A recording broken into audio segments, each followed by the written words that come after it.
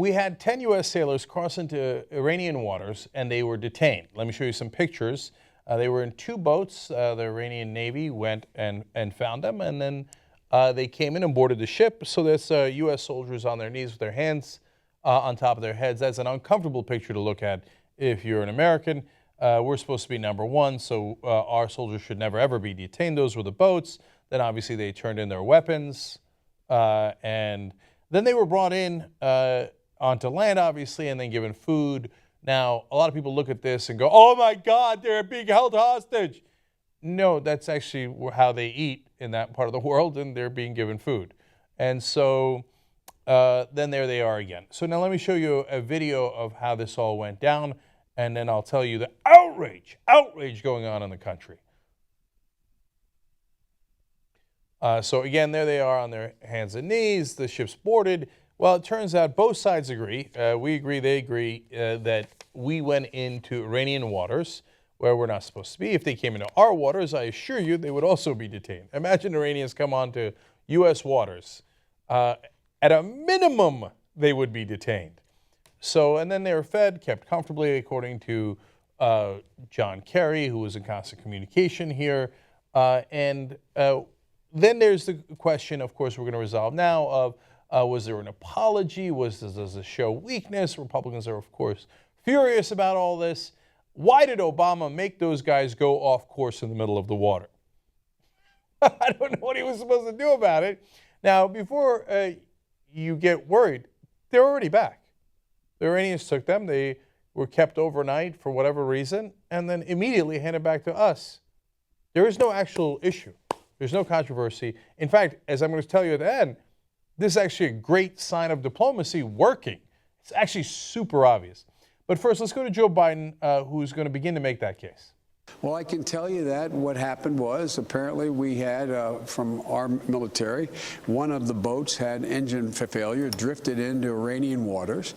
The Iranians picked up both boats, as we have picked up Iranian boats that needed to be rescued, and took them to I'm not sure exactly where. I don't want to misspeak here. And realized they were there in distress, and said they would release them, and released them like ordinary nations would do. That's the way nations should deal with it. That's why it's important to have channels open. I think that's exactly right. If we were in a more standoffish situation with Iran, they might have kept those guys. And it's not like it hasn't happened before. In 2007, when British soldiers were similarly captured, they were kept for weeks because at that point, the British government and the Iranian government did not have a very good relationship. Now, when we have a better relationship, boom, they're immediately released. So now Biden is asked whether the U.S. apologized. Did we apologize to the Iranians? No, there's no apology. There's nothing to apologize for. When you have a problem with the boat, you apologize the boat had a problem? No, and there was no looking for any apology. Okay. I mean, this was just standard nautical practice. Okay, now that is largely true. Now you're going to see a video of the sailors that was shown on Iranian TV, which conservatives are going to go bananas over, but let's watch first. It was a mistake. That was our fault. And we apologize for our mistake. In your GPS, right, in GPS track, it is completely that you have penetrated to Iran territorial water? I believe so. So that's our concern. Oh, we did apologize. Wait a minute. Obama's not in communication with that particular sailor. They asked him, hey, did you wind up in our waters? And he's like, yeah, that was my mistake and my bad. Yeah, I guess our GPS broke and we were in the wrong place. How could you apologize? But dude, we're not there with him, right?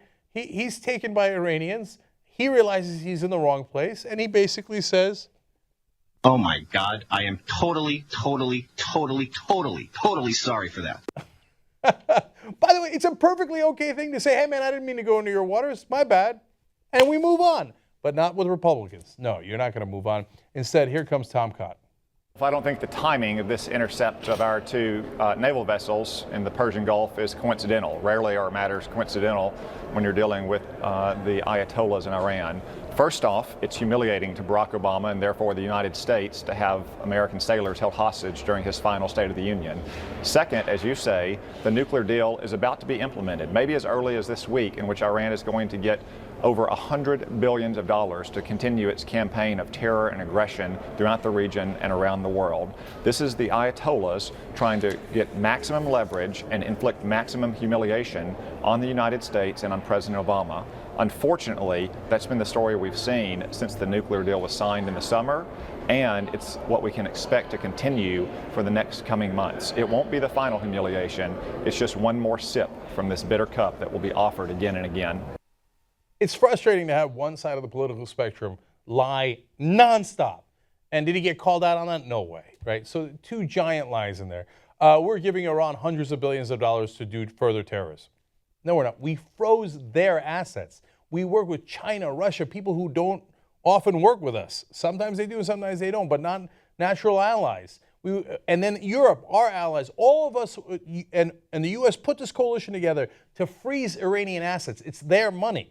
And we said, we're going to hold your money hostage unless you give up your nuclear program. And he's right. The nuclear program it has been dismantled, and that peace treaty is going into effect in this week. They've already shut down the Iraq, A-R-A-K, Iraq center in Iran, where they've taken the heavy water out, and they're not going to be able to develop any nuclear energy or nuclear program at all. The deal is working, so if the deal is working, we are going to release our hostages, which is not our money, Iranian money that was sitting in foreign banks. And the whole idea that it's not a coincidence. The Ayatollah captured these guys on the eve of this to humiliate us. Did the Ayatollah break our GPS and thereby have our ships go into their waters? I didn't know he was that good in technology. Or maybe he had Allah do it.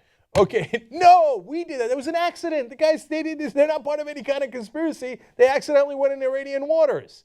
But of course, Republicans are enormous liars, so they'll lie about it as if Iran came and took our soldiers from our land or our waters. That's not what happened at all. Now, that's not going to stop Louis Gohmert from saying that perhaps we should have gone to war anyway. I understand that John Kerry has indicated that, look, when he got word, he and Ash Carter called the Iranians to, help take care of our Navy guys because they had some mechanical problems. And when our Navy ships have problems, we don't call Iran. Right. We call the rest of the Navy. We can call the Air Force, the Army, the Marines, Coast Guard. We don't call Iran. But I guess, if you've got relatives that have weddings that involve the people that are in charge in Iran, well, maybe you feel that comfortable. And we should demand that Iran let these people go. Our Navy men and women, whatever they are, let them go, or we're going to start taking your ships out one at a time. But why would we do that? First of all, we didn't call Iran. We weren't like, hey, Grand Ayatollah, could you go get our boats because the rest of the Navy's busy? No, they accidentally wandered into Iranian waters. That is not in dispute. The Iranian ships that were there said, okay, you're in the wrong place. We got to hold you up. That's exactly what we would do if we were them, except we might blow them out of the water. So, okay, they do that.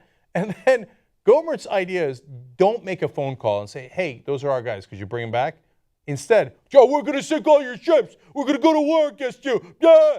And you know what you would have done? You would have gotten those poor guys killed. That would have been a great strategy on your part, you idiot, you moron, Louis Gohmert. This guy's a U.S. congressman. It's an embarrassment to the whole nation. So now, speaking of embarrassments, we go to Ted Cruz.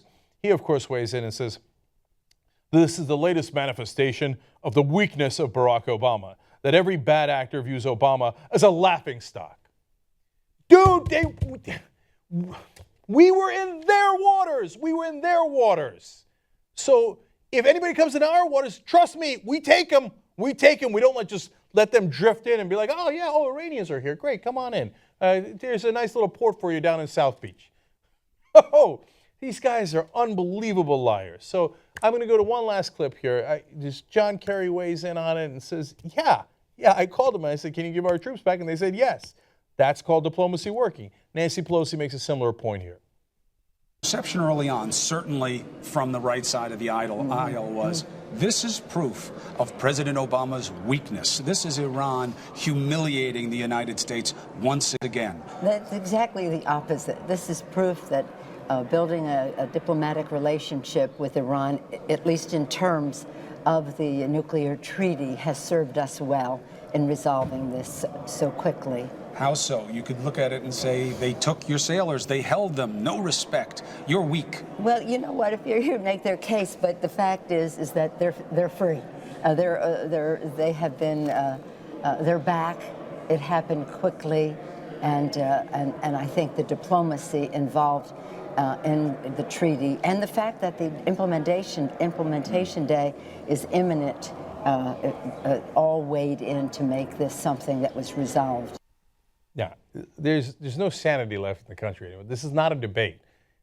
We went into their waters. They had every right to take any kind of action they like against us, but they didn't. They didn't kill the guys. They didn't imprison the guys for weeks or months or anything like that. We made a phone call. They gave the guys right back. That is a great case scenario. There's nothing wrong with that. There's a lot right for that. Oh, it's humiliating the way that he got our soldiers back immediately. What?